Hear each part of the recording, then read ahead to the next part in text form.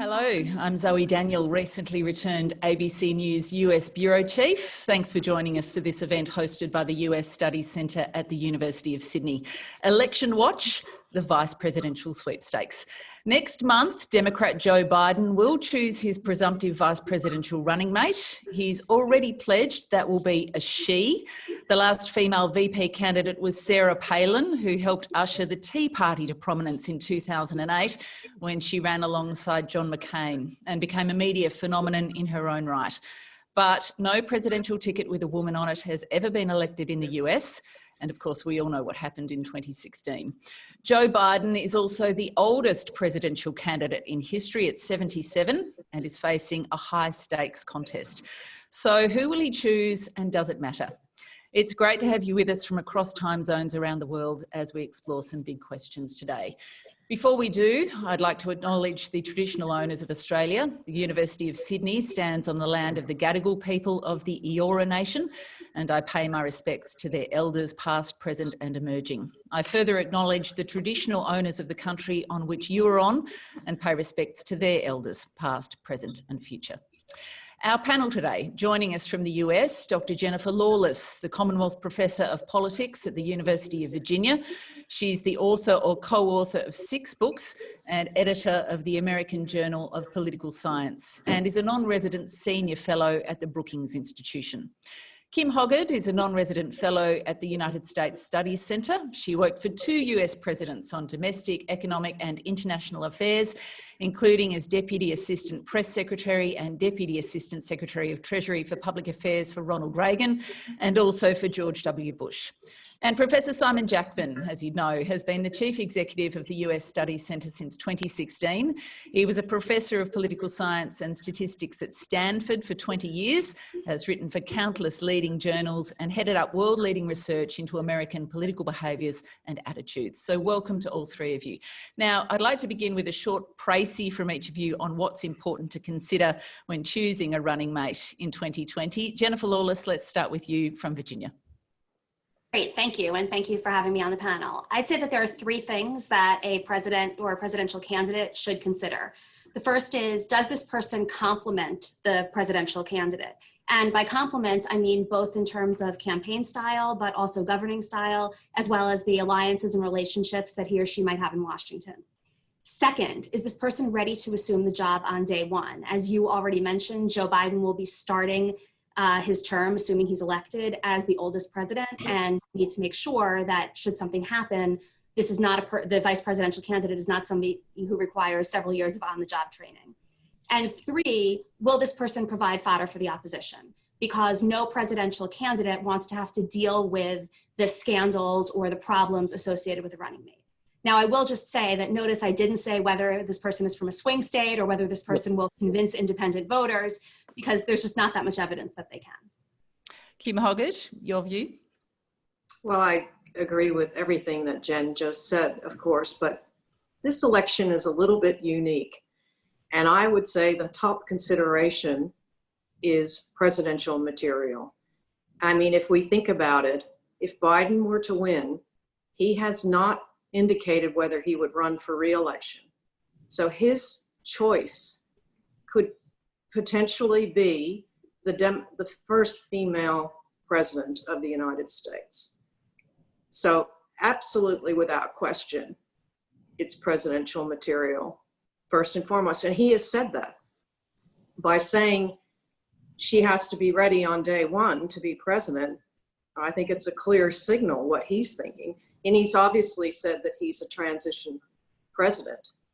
But also from my own personal experience at the White House, at Treasury, and at the State Department, I learned quite quickly that relationships matter very much, personal relationships. And so he's made clear, Biden's made clear, that he wants somebody who's simpatico with him, somebody who's going to support his policies, but also somebody he can get along with. So, you know, when Reagan chose Bush, he chose his opponent. And I can tell you, having worked on the Reagan campaign, Reagan and Bush campaign did not like each other, really did not like each other. Bush had described Reagan with, the voodoo economics. So for him to make that move was unifying for the party. So there's questions about whether Biden would be attempting to unify the party with picking someone like Elizabeth Warren. But anyway, I'll stop there. But I think the first and foremost is presidential consideration. Yes, and that's obviously a key factor. And I will take you all through the favourites, if you like, in a moment. Simon Jackman, though, first, your general take on important considerations? Yeah, sure. Look, Jen was my student at Stanford a while ago, and look, she has nailed it. The literature is pretty clear on this. The swing state, what a VP pick might do for you in a given state here or there, or a given region of the country. There's very little evidence for that. In part, maybe because the picks are along the lines that Jen and Kim have been alluding to. Don't pick someone who's going to embarrass you, number one. Pick someone that's going to do no harm. And for those reasons, the ability for us in the literature to detect any effect from a given pick one way or the other is very, very limited. There's very little evidence for that. And that's why this year is so fascinating. And again, for the reasons we'll get into in a moment, and I think for the reasons that Kim has teed up. This pick is, I think, less about unifying the party, which is perhaps one of the things that you might see a pick doing, at least in my view, and more to do about signaling down the road a possible future president, and perhaps a future president sooner than we might otherwise be thinking. Not someone that might be the presumptive nominee in 8 years' time, or perhaps 4 years' time, but under a set of circumstances that you'd have to say is not as unlikely as we've perhaps thought of it in the past. Someone that potentially could become president of the United States on a shorter time frame than 4 or 8 years. We're keen for your questions, and we will scatter them through this Q&A. So feel free to drop your questions into the Q&A screen, and I'll try to get to them when I can. Now, there are several candidates who are on the list for this role, but I think the things that the three of you have mentioned kind of narrow that list quite considerably, particularly when you take the point that Biden himself has said that that person needs to be able to do the job from day one. So to me, that drops off several of the kind of outsider or less experienced candidates. Jennifer Lawless, I'd be keen to get your view on perhaps who you think the top three are. I think we know who the favourite is, but who else is kind of in the frame? So I think Kamala Harris and Val Demings are two of the most obvious top tier candidates right now. They've both said that they've been vetted, and they're both all over the media. They're doing all of the appearances. They're basically trying to audition in a way that candidates can't, given that there's no actual campaign trail right now. As far as a third slot is concerned, I guess I would say Elizabeth Warren, but I think it's very unlikely. But I think she's probably still one of the three top contenders. Okay, so Kim Hoggard, to you, I mean, there are some other, as I said, outsiders. People like Tammy Duckworth has been mentioned, particularly of late. We have Keisha Lance Bottoms, the mayor of Atlanta, who's been prominent in recent times. Are those people actually in the mix or not? In my opinion, the choice of the vice president really comes down to who people think will be able to fill the shoes of the president. And I really think you have to look at that from elected office. I think often the public will see senators as people who probably are the first off the mark to have that capability. Now, we've seen two potential presidential candidates in Kamala Harris and Elizabeth Warren. And of course, the Senator Duckworth from Illinois and Tammy Baldwin, all of these senators probably would have a leg up over their other considerations because of their elected position. I do think people like Keisha Lance Bottoms, who is very impressive, but she is a mayor, and she and Stacey Adams, I believe, Abrams, I'm sorry, probably wouldn't fill the bill. I don't think the public would look and say, okay, they're ready to be in the Oval Office. I'm quite interested in Karen Bass, who has come up as a late throw into this, but I'll just preface it by saying a lot of the people that we're seeing ranked in the media as being under consideration, a campaign team that's investigating choices to put to the presidential candidate will add a lot of names. Not necessarily are they going to be people that really are going to be making the cut.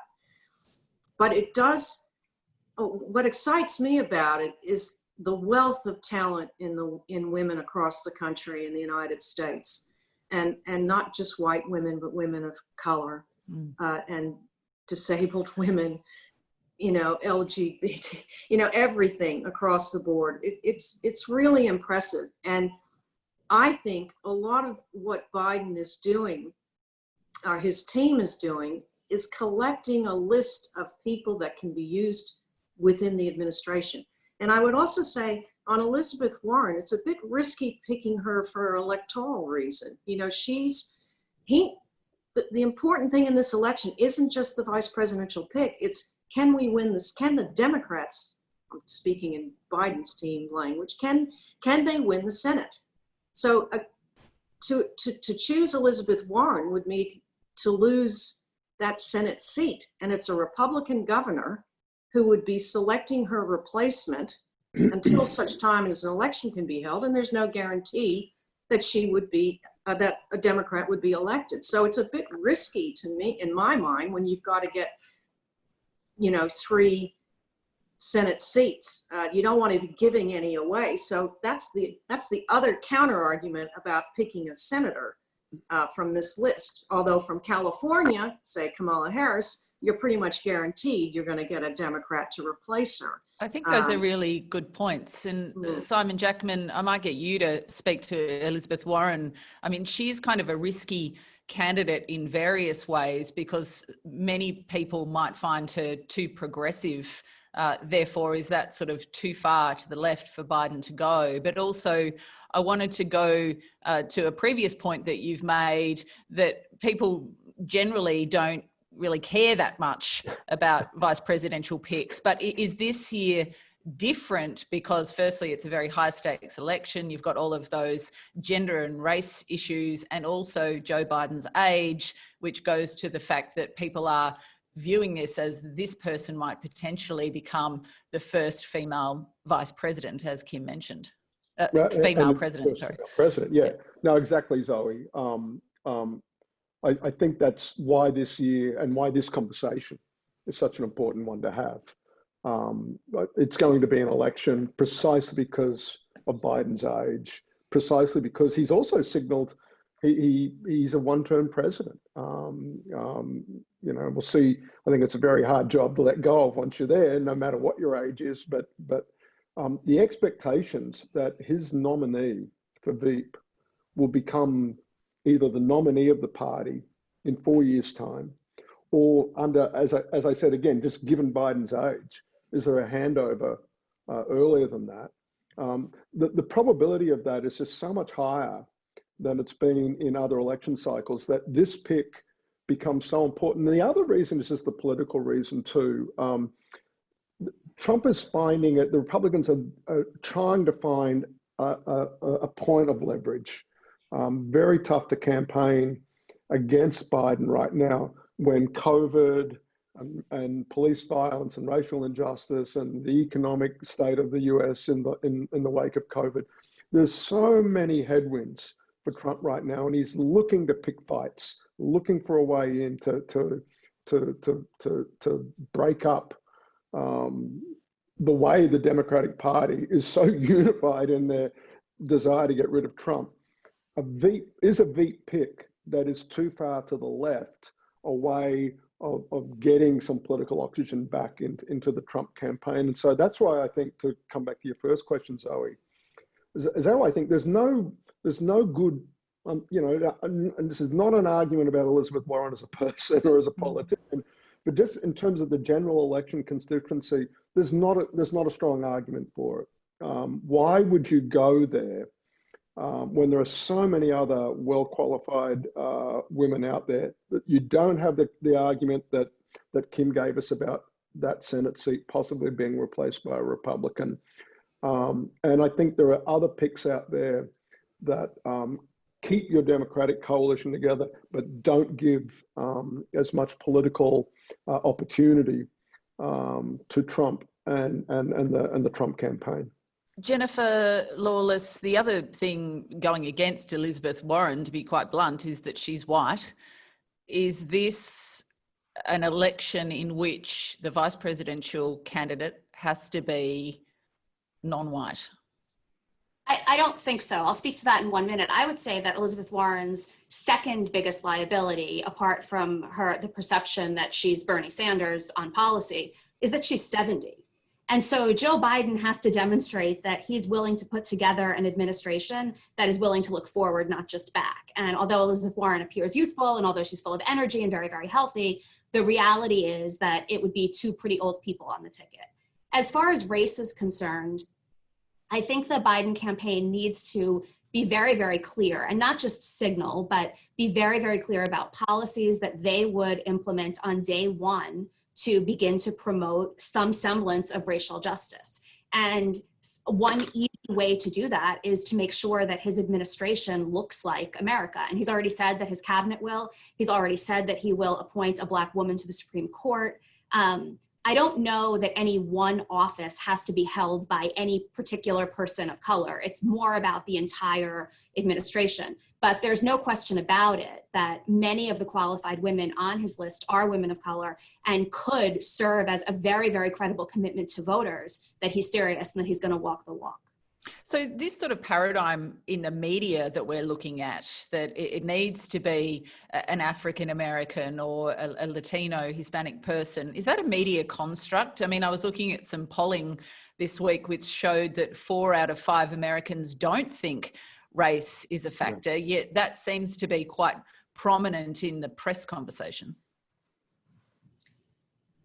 I mean, I think that the media generally, and I mean, I talk to them all the time, they like a battle of the sexes, they like a battle of the races, they like opposition, they like, you know, a cat fight is great and it doesn't matter who it's between. So to some extent, I think part of this is a narrative that has ultimately taken hold in part because of Black Lives Matter and what we're seeing on the streets of the United States. I don't know if the importance of a Black vice presidential candidate or any vice presidential candidate of color would have mattered as much had public events and current events not erupted the way that they did.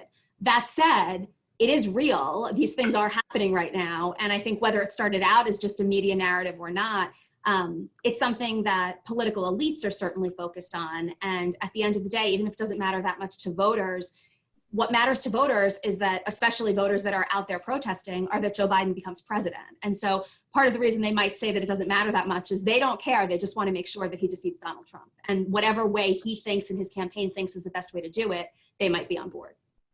Kim, I'll come back to you. A question from the audience. Jonathan Woodward from the Royal Australian Navy asks, what are your thoughts on Kanye's bid for the presidency? But beyond that, some comments that it's racist and a form of white supremacy to say or imply that African Americans have to vote Democrat. I'm not sure I can answer that last part of the question. I think you'd have to ask an African American that question. As far as Kanye West, well, I'll start off by saying, you know, he's got a lot of work to do if he wants to really run for president. I mean, he's maybe passing some of the deadlines in states in which he could put his name on a ballot.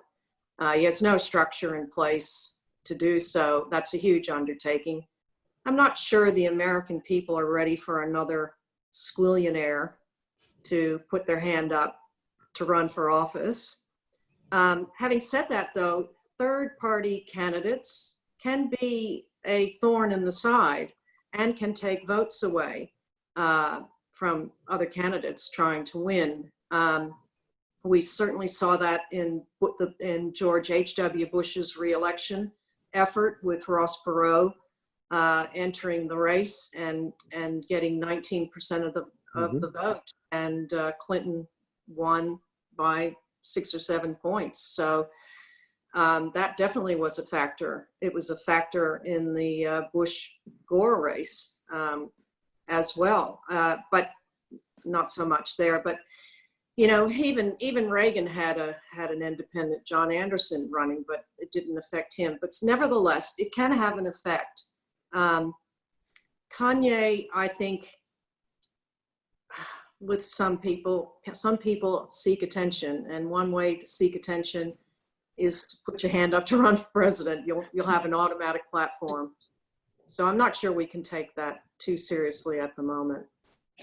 Getting back to the strengths of the particular candidates, Suzanne Rickard asks, beyond winning, what are the deep policy strengths of each potential female candidate? Kim, looking at those couple that you mentioned that you think are in the top of the frame there, what do they bring to that role?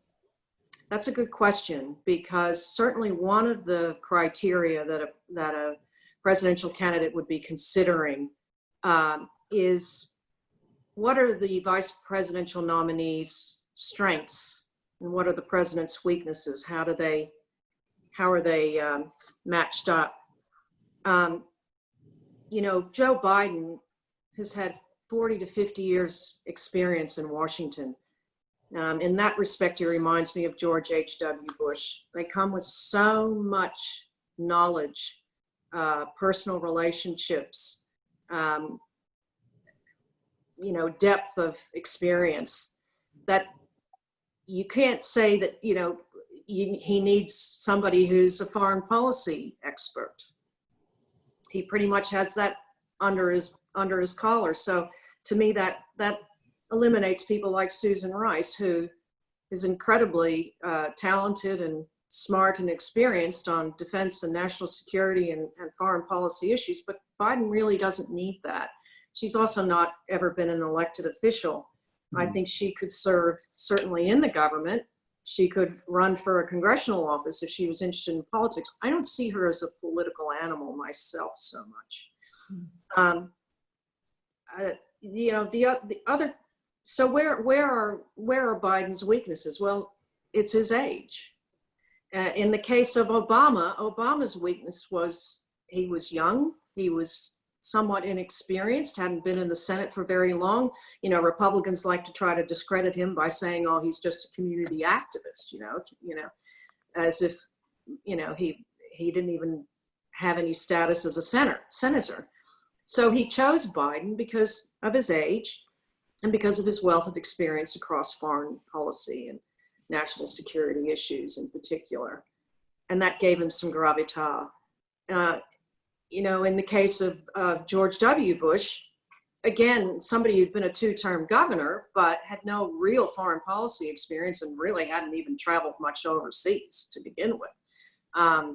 So picking Dick Cheney, former Secretary of Defense, former congressman, you know, gave him some weight on military and foreign policy aspects. The other issue so I think for Biden, he's really looking for someone younger. And I agree with Jen and the other comments earlier about Warren's age probably isn't going to give anybody great heart. Kamala Harris is at 55. The only thing with Kamala is she's an attorney general, a former attorney general. And there are a lot of people in the Black community that aren't happy with her record as attorney general. That can be an issue in the campaign. I'm sure the president will be spending a lot of time trying to talk up his own criminal justice reforms, as he calls them, or prison reforms, and he'll be using that, her record. The thing about both of them, though, about Kamala is, her record is there, it's out there, it's already been vetted through this nomination process. So it's a bit old news. So they could, that could be written out.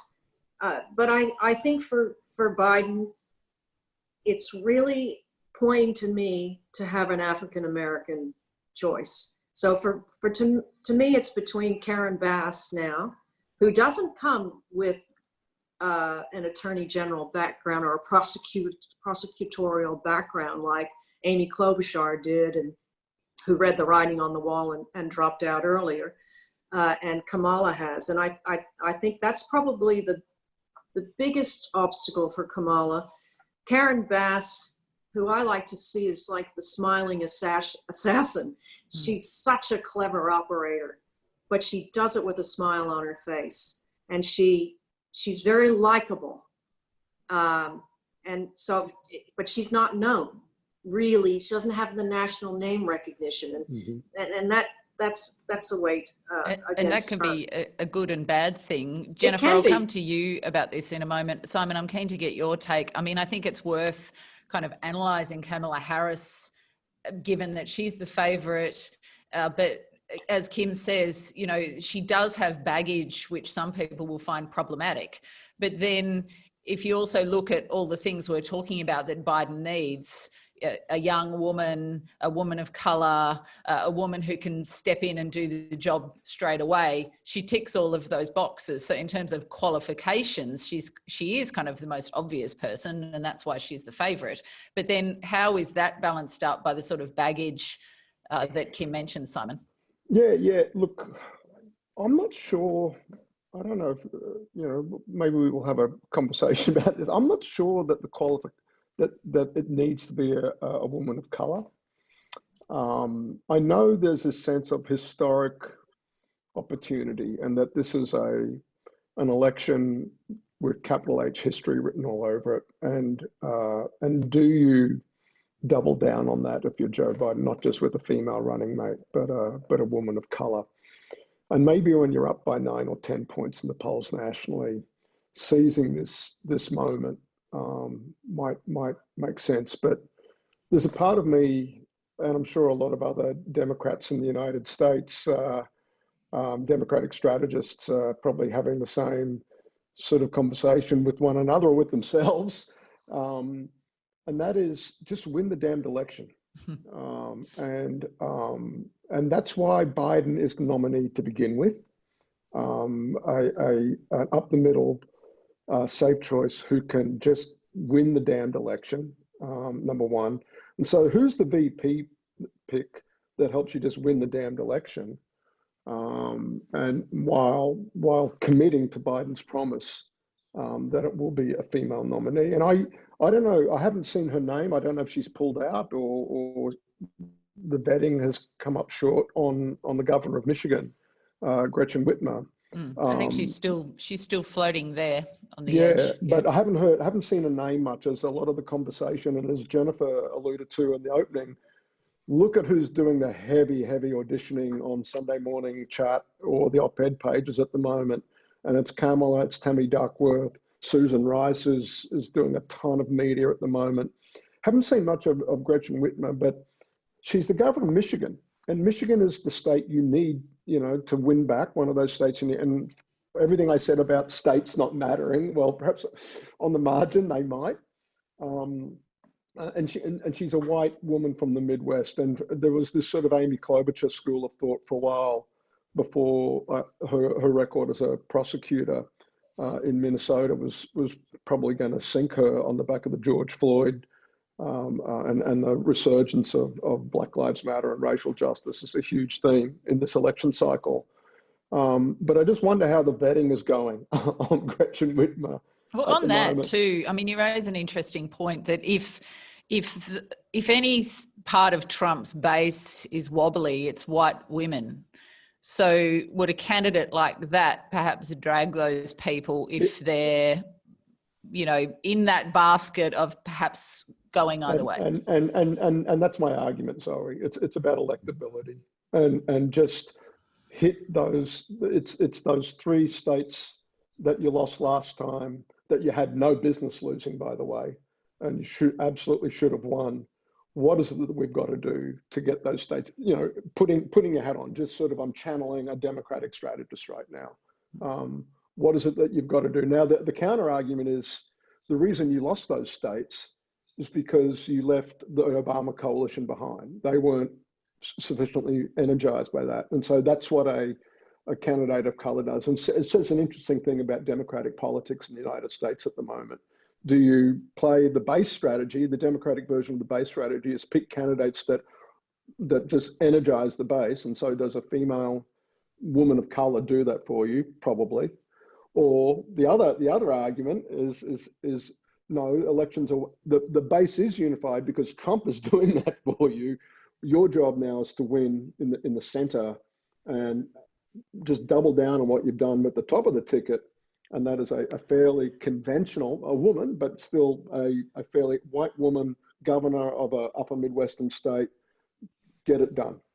Let's open another Pandora's box then. And obviously there are 1,000 good reasons to have a female vice president, but Jennifer Lawless, if the entire objective is to win the election, and there has never been an election won that had a woman on the ticket, is 2020 the right year to be doing that?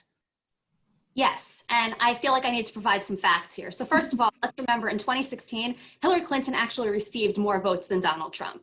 Second, in congressional elections, House and Senate races dating back to 1980, there's been no evidence that women lose at higher rates, that they don't raise as much money, that they garner worse media coverage. There's this perception out there that women can't win elections, but when push comes to shove, there's actually no evidence of that. And so I think that one of the things that we need to keep in mind this time around is that people vote based on the party and whether they share the party identification of the candidate or that candidate's ticket, not based on whether there's a woman on the ticket or whether there's a person of color on the ticket. So this seems to be a time where we should be making history. We had the most diverse field of Democratic candidates we've ever seen, and the two finalists were almost octogenarian white guys. So it's time to send a signal that the world is changing and that it's a different place. And there's literally no electoral risk involved in putting a woman on the ticket. If we look at 1984, when Geraldine Ferraro was on the ticket, I think Walter Mondale would be the first person to tell you that he lost that race not because of Geraldine Ferraro. And as far as McCain and Palin are concerned, this is a situation where Palin actually energized the base and sort of provided some credibility for John McCain when it came to Christian evangelicals. So she had a lot of other liabilities, but the fact that she was a woman on the ticket doesn't seem to have been the problem. Going to audience questions again, Michael S. Goodman asks, are there concerns which are starting to develop about Biden's mental capacity and ability to handle the presidency? And this is a conversation that's being had on both sides of politics. Jennifer, is that a thing? It was a thing during the primary. I think that since he's become the presumptive nominee, he's done a really excellent job juxtaposing himself to Donald Trump and being quite effective in communicating, whether it be in terms of empathy or even in terms of policy details. So look, there's no question about it. He sometimes loses words and he sometimes steps on his words, and he's not Barack Obama when it comes to giving a speech or delivering remarks. But I don't think that there's much evidence to suggest that he's losing it. It's Donald Trump's goal to try and make that narrative stick. But I don't think that there's much evidence when you actually look at how Biden has performed since he's become the presumptive nominee. Keen to get your thoughts too on those top female candidates, just what they bring. Can you just sort of illuminate where you think the skill sets are in those top 2 or 3 that you mentioned? So for Kamala Harris, I think the fact that she's won statewide, the fact that she's seen as somebody that really gets under Donald Trump's skin, and we saw during the impeachment hearings, we saw during various other congressional hearings that she's willing to fight and fight hard like a prosecutor. I think those are qualities that people look for. They think that the ticket has to be able to take on Donald Trump, and he fights dirty and he fights in a way that a lot of candidates are not accustomed to. As far as Val Demings is concerned, the reason I think she's a really interesting contender is twofold. First, she has a previous background in law enforcement. And so she is uniquely qualified, not just unusually, like uniquely qualified to figure out how policy and practice can help bring more racial justice to this country. The other thing that's nice about her is she was one of the managers of the impeachment trial of Donald Trump. So she too will really get under his skin. Although I agree with Simon, Trump hates Gretchen Whitmer as well. And so any of these women really provide Trump with an opportunity to spend all of his time bashing them, which is good for the Democrats, because chances are the criticisms that he's launching are not necessarily going to be the criticisms that would really bother Democratic voters. They're just going to be the name calling that we've become accustomed to for the last 4 years. And Jennifer, do you think Gretchen Whitmer's in the frame? I mean, the last that I had heard, she said that she wanted to remain governor of Michigan, but every potential candidate says that they're really not interested in the job. Stacey Abrams is the exception. She's been actively campaigning for it. But so I wouldn't write anybody off at this point, except Amy Klobuchar, who's explicitly said that she is not in the running. Kim Hoggard, just on the sort of more general scene, I think Simon's alluded to the potential that Joe Biden, with that big lead in the polls, has a bit more freedom in who he chooses, and perhaps that, you know, there's some room for some risk there. But, well, firstly, having experienced the 2016 campaign and being therefore very suspicious of polling, I'm wondering whether it is Biden who's energising anything, or whether it's kind of just a default position, and also how much faith you have in those numbers. You know, this is I agree with you about Biden. He needs to create some excitement. And I think he's tried to do that by announcing that he's going to select a female as his running mate. And I think he will create even more excitement if he chooses an African-American woman. Now, all of the women that we've been talking about are all quite capable. There's no question in my mind. So we really don't have to worry about who he picks, I think. I don't think the country needs to worry about it. He has everything it takes to be a good president. His stumbling, his searching for words sometimes, he runs on his sentences. I think he just needs to pace himself, a bit like Ronald Reagan did, who was 69 when he ran, and everybody said he was too old. He just needs to pace himself. It's actually been beneficial for him to be in the basement, because he doesn't need to be out there. He does. I mean, the president is his best campaign tactic. Yeah. He doesn't have to say a thing. He needs to keep creating excitement. He needs to keep talking about his policies and how he would be addressing current issues such as the pandemic. I think that's really important. And I agree with Jen. He's been out there. He's run a smart campaign.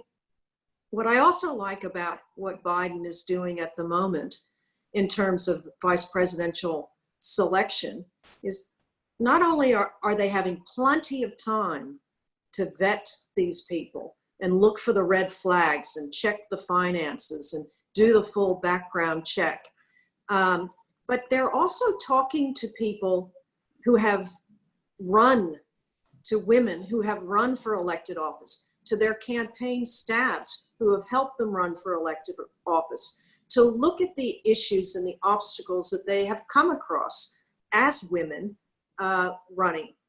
And that is going to inform the general election campaign going forward, how they can support their female nominee. And I think that's really has a lot of foresight and planning. And I think the Biden team, and of course the United Democrat Party, with the weight of that going into it and the depth in which they're talking about the issues, and I think we'll hear more of that after the Democratic convention when the party presents its platform. That's going to be a stark contrast to the Trump administration, which has been pretty superficial across so many issues that are so complex. I mean, this election is so important given the number of challenges the United States faces, historic, unprecedented challenges. And they're not just the immediate issues of the pandemic and unemployment rate and the economy. It's the longer term issues of climate change and health insurance and immigration and the inequity in the country. There are just so many structural issues, let alone systemic racism, throughout the country and the divide. How do we bring that together? So the government, the new president, whoever it's going to be, it's going to need a whole of government approach, a whole approach from every elected official in Congress, in the executive branch, across all the states, as well as every civil, public, political servant, to really come together to try to address these issues. And I think Americans will be going to the polls, understanding the severity of the situation that their country is in at the moment, and they will be taking this election seriously. And I think we'll see, depending on the pandemic and where we are on November 3rd, because that's a whole nother discussion about availability to vote. But I think we're going to see a lot of people voting. Yeah, I've got a couple of questions on just how the campaign might look that I'll get to in a moment. But Kim, while you're on that issue of the DNC convention, I'm trying to remember how the process works. Giselle Maniv asks, can Biden announce the vice presidential candidate before the convention? And would that actually be a smart move to allow, particularly given the delays due to coronavirus, would that allow sort of a two-pronged campaign attack to begin earlier in order to get momentum? I think he should. I think he should announce it beforehand. Technically, I'm not sure if you can. Given that both conventions have been delayed because of the pandemic to much later, we would be knowing by, pretty soon who that choice was going to be. Now, he said he's going to announce it on August 1st. So I guess there's your answer. Right. Because the convention's not till the 17th of August.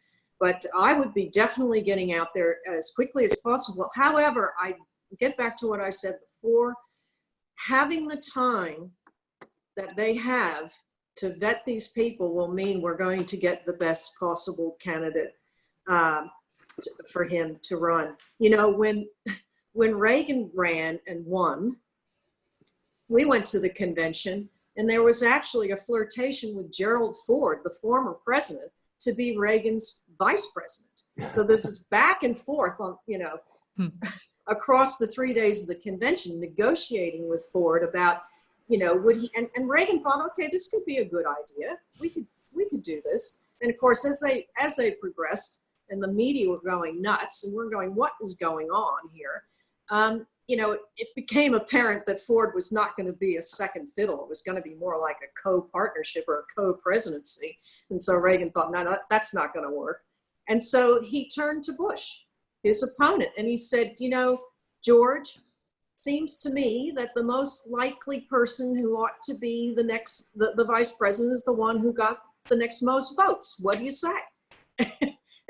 and they just immediately switched off all the animosity that had happened during the campaign. But at the last minute, or not last minute, I'm sure he was thinking about several people. But, the fact that he seriously looked at Ford and then went to Bush is not the way I think you really should go about making your decision. So I think that the process that Biden is going through is going to be ultimately good for the country as well, because he's vetted all these talented women. I'm sure we're going to see other roles for these women, as far as Gretchen Whitmer, again, another talented woman. But when I look at the list that we have before us now, the only white woman there that to me seems really viable is Elizabeth Warren in terms of presidential material at this moment in time. And so that's why I was looking more at the African American that are on this list. I think that's a really it's kind of an optimistic point to consider that from a female perspective, one real upside of all of this is that you could end up with a cabinet that's very heavily stacked with a lot of skilled women, because so many of these women have been so heavily vetted. The skills are out there. They're out there on the public stage. effectively being analysed and vetted by the American people. So even if they don't end up being VP or eventually president, you know, they may have a role in an administration, which is a great step forward for all of us, really. Simon Jackman, I wanted to ask you, in fact, Glenda Corporal from The Australian has sent a question asking what are the implications for Australia of a Biden win, but sort of further to that, are there any Australian links or considerations to be taken into account with any of the potential candidates? No, none that I'm especially aware of, and this is where the policy competence or the policy specialisation of the VP nominee or the ultimate V becomes important. Biden visited Australia when he was vice president. I had the great honor. One of the first things I ever did as CEO of the US Study Centre was hosting Biden, along with the Lowy Institute. We did an event with Biden in Sydney. Got to spend a bit of time with him and his people in those couple of days he was in Sydney. And what my takeaway from that is that Obama, the VP, is the one often on a plane handling a lot of international relations, diplomacy, alliance management sort of issues. Pence has done a little bit of that. He's been to Australia. Trump has not. And so that's where it becomes a little bit interesting for Australia, because I think our embassy, as you would know well, Zoe, I think found Pence's office a particularly important vector of influence when they need it, you know, among others. But that's been one role that the V position has played. HW had that strong depth, international affairs as well. I think, you know, not that the Reagan White House was short for experience in international relations at all, but it's an important complement to that. The VP is often the one getting on the plane and going off and doing meetings and whatnot when it doesn't rise to the level of principal to principal. So that's where it becomes interesting for Australia, and that's where the picks get interesting, because I look at Elizabeth Warren, I look at Kamala Harris. When early on, indeed, when they were being considered for top of the ticket, one thing I was acutely aware of was perhaps if there was a knock on them, it might have been their lack of foreign policy experience, very strong on domestic issues. That's Elizabeth Warren's bread and butter as a politician, and to some extent Kamala Harris's as well. It's no criticism of them, and I think it's something that a lot of presidential aspirants go through in the United States. What's the claim I can make to be a leader of the United States vis-a-vis the world? And that's a difficult transition, and often where committee service in the United States Senate often plays a critical role in building up that part of a political portfolio. So this is why I come back to, you know, maybe Tammy Duckworth is perhaps got that element in her portfolio. But again, other than perhaps having served alongside Australian military personnel when she was in the Iraq campaigns, you know, that's about the extent of it. I'm afraid, but you'd say the same thing about Pence. What was Pence's connection to Australia? In the end, I think it's turned out that his staff and the brief he was handed by Trump sort of created that opportunity for Australia to find influence. Well, it's such a mercurial Trump White House too, that in a way the Vice President's office has been more of a stable vector, as you described it, for both embassies and journalists, I might add. Jennifer Lawless, Kevin Cheney asks whether a selection also needs to take into account the opposition. The point of the question, I guess, being, is there one of those candidates that would create more vulnerabilities for the Trump campaign more than another? I don't think so. Again, Amy Klobuchar was going to be, I think, the biggest problem for Biden, which would have made it easier for the Trump campaign. Donald Trump is going to attack whomever the vice presidential pick is. He's going to associate whoever that person is with socialism and an agenda that's way out of sync with what the American people want.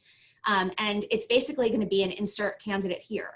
It doesn't matter what the people's records are. It doesn't matter what Biden's record is. He's basically painting Biden as Bernie Sanders. And so I think that the Democrats are aware of this. They know the playbook, and what Biden needs to do is put together a ticket and ultimately an administration for governing, not for campaigning. And frankly, that's a big benefit that the Democrats have this time around, because we can't have a campaign the way that we're accustomed to having campaigns. I just want to get back to an earlier point. Often presidential candidates name their vice presidential candidate at the beginning of the summer, because they can then basically go around the country and show everybody what a great ticket they are. They can also be in two places at once. There was no incentive to do that this time around, because they can't go anywhere, they can't do anything, and they can't be anyplace. And so the upside is that that's given the Biden campaign more time to vet who the VP will ultimately be.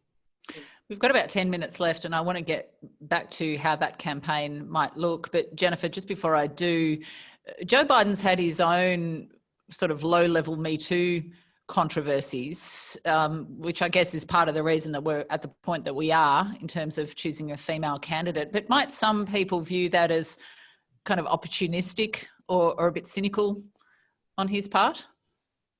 I mean, I think that we're at the point in this country where Donald Trump has rendered the notion that you can say anything to women, you can do anything to women and pay a price moot, because he paid no price, right? So in every other industry, in every other realm, if you said and did the kinds of things that Donald Trump said and did, you were fired.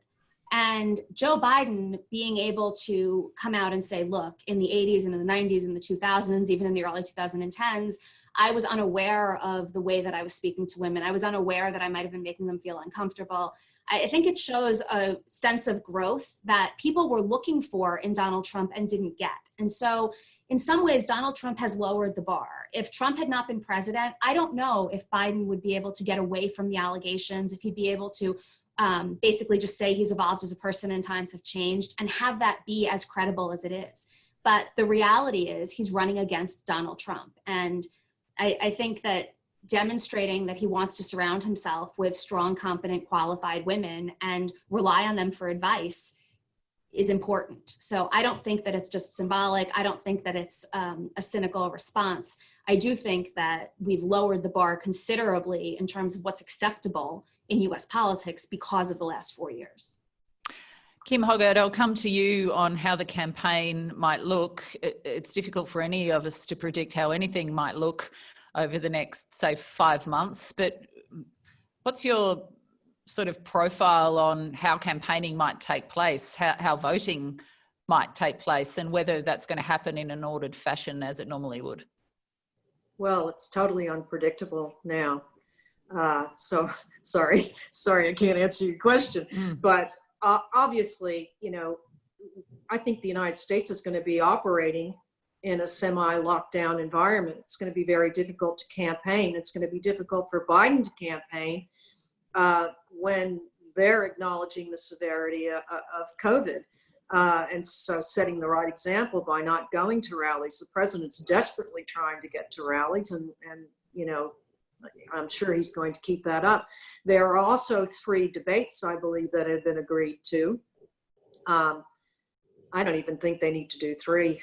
If I were the Biden team, I'd be agreeing to do 2, but it's too late for that. I think he doesn't need to do that. They're going to have to be really clever. They're just going to have to be really clever using technology to get their message out. I think it's going to be a very subdued campaign in that sense, in terms of physical contact with crowds. The matter of the voting, though, is quite serious. The United States, most states are not geared up and not resourced substantially to handle mail-in balloting. And of course, we know what the president thinks about that. He's not supportive because he believes it's going to cost him the election. And there's a lot of false narratives going out around mail-in balloting. Most people who are following this know that there's absolutely no evidence to suggest they're fraudulent of any statistical nature. And yet, some people do believe this, don't they? I mean, I know yes. from my own social media threads, even relatives in the US are raising concerns about the prospect of mail ballots. Yes, So it is resonating with some people. Absolutely. And unfortunately, in this day and age of the internet, where false narratives get spread all the time, it's exacerbating that belief. There are apparently some 32 court cases going on around the country in different states on the issue of voter suppression or mail-in balloting, that they all have to be played out. So with the pandemic, it's going to be very hard for people to show up at the polls. It's going to be hard for states to open up a lot of polls. A lot of the volunteers who run polls are older people who are, we've seen during these primaries, have not been able to put themselves forward to volunteer for health reasons. So we're going to be seeing a lot of, I'm hoping it won't happen, but I think there's going to be a lot of confusion and possible chaos on this federal election. Simon Jackman, what's your take on how the campaign and election might look? Oh, I share Kim's concerns about the conduct of the election. It's become abundantly clear in the last couple of years that one side of politics in the United States is interested in suppressing turnout because they believe it's in their political advantage to do so, and it's just not controversial to say so. Republicans are on the wrong side of that all over the country, be it from gerrymandering, an issue that I've worked on, through to manipulation of electoral rolls, through to restricting the way voters get to the polls, and spreading rumors about, patently untrue, about vote by mail as being a recipe for electoral fraud. The other concern I have is that we have a free and fair and above all peaceful election in the United States. I look at the way the temperature has gone up so high on the back of the George Floyd death and the wave of protests and counter protests. And even before that, where you had men in camouflage gear and long-barreled automatic weapons walking into state capitals. Is there a sort of a mass voter suppression movement, sort of half vigilante, half political sort of movement that David Kilcullen spoke to us about in a webinar we did about 2 or 3 weeks ago now. The number of groups out there who are so resourced appropriately and motivated to make mischief of that fashion is really concerning. Jennifer Lawless, you're sitting there in Virginia and we have a couple of minutes to go. What's your take? Are you confident that we'll see a free, fair, safe election? I think a lot of it comes down to Donald Trump, and that's why I'm not confident, because the best way to put an end to any concern that there would be violence or that there would be protesting or that there would be any kind of disarray around the election would be for the president to explicitly say, look, we have free and fair elections in this country. We won last time. I don't know what's going to happen this time, but we have to respect the rule of law.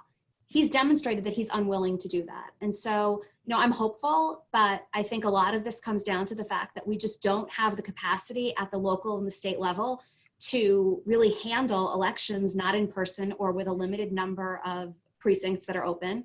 And as a result, we also don't have the capacity to make sure in all of these locations that everything is conducted safely. So I'm hopeful. This has been something that everybody here has been talking about for a long time and been preparing for. And when we look at the most recent primaries, many of which had competitive elections down ballot, there was not violence, there were long lines even amid the pandemic. And so that's part of the reason that I have a pretty optimistic view about this, but nothing would surprise me at this point, unfortunately. Well, we can only hope for a safe, free and fair election. That completes our event Election Watch, the vice presidential sweepstakes today. Your panellists have been me, Zoe Daniel, former ABC News US Bureau Chief, Dr. Jennifer Lawless from the University of Virginia, Kim Hoggard, non-resident fellow at the US Studies Centre, and Centre Chief Executive Professor Simon Jackman will now